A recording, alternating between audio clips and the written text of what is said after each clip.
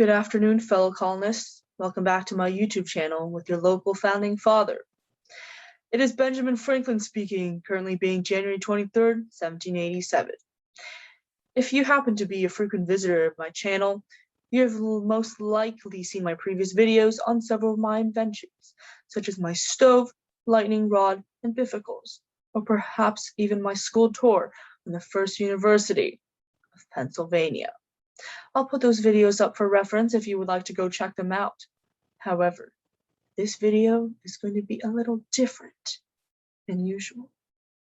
In the humblest way, this is going to be my first video on something that I did not invent myself. I did, in fact, just publish an essay on it though, first featured in the Columbian magazine around a month ago. It is titled The Morals of Chess, and thus that will be the main focus for today's video. And we shall get right into it about now. As I've written in my essay, playing at chess is the most ancient and the most universal game known among men, for its original is beyond the memory of history. Europe has had it above 1,000 years. The Spaniards have spread it over their part of America, and it begins lately to make its appearance in the States. As an agent for colonial interests in London, I played a 3-month series of sociable chess matches with Lady Caroline Howe in her Grafton Street townhouse in my efforts to bring about reconciliation and a peaceful solution to the constitutional divergence that was growing between England and our American colonies. However, that certainly did not work out. But in the least, I was able to hone my chess skills. I've come upon a painting of us playing, apparently depicting me being placed in checkmate by Lady Howe. I'm not so sure how I feel about this particular painting, but I do not believe you need to know that I was being checkmated. Yes. However, in chess, I see a mirror of life, and thus I preached its virtues in my work of the morals of chess. Hear me out. The game of chess is not merely an idle amusement.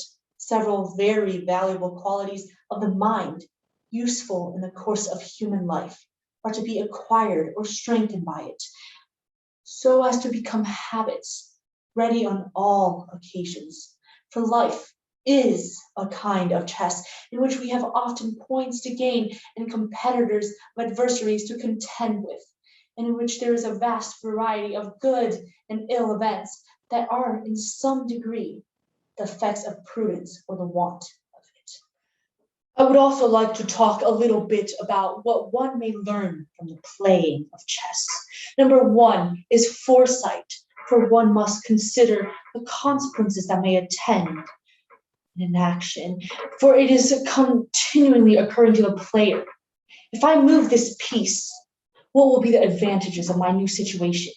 What use can my adversary make of it to annoy me? What other moves can I make to support it and to defend myself from his attacks?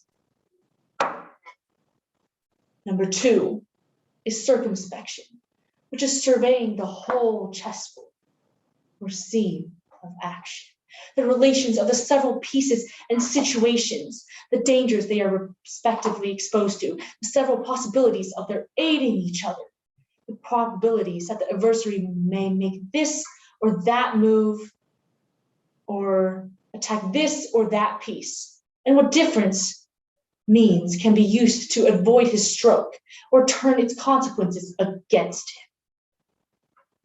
him. Number three is caution, which is not to make our moves too hastily. If you touch a piece, you must move it somewhere. If you set it down, you must let it stand. As these rules should be observed, the game thereby becomes more the image of human life, and particularly of war, in which if you have incautiously put yourself into a bad and dangerous position, you cannot obtain your enemy's leave to withdraw your troops and place them more securely, but you must abide all the consequences of your rashness. And lastly, we learn by chess the habit of not being discouraged by present bad appearances, in the state of our affairs, the habit of hoping for favorable change, and that of preserving in the search of resources. The game is so full of events. There is such a variety of turns in. The fortune of it is so subject to sudden vicissitudes. And one so frequently, after contemplation, discovers the means of extricating oneself from a supposedly insurmountable difficulty, that one is encouraged to continue the contest to the last, in hopes of victory by our own skill, or at least of giving a stalemate by the negligence of our adversary. Now, I will turn to the wonderful invention of chess.com and demonstrate to you the power you may obtain with the knowledge of the top-tier scholars meet. In this case, we are white, hoping that black will carry out exactly what we want them to do.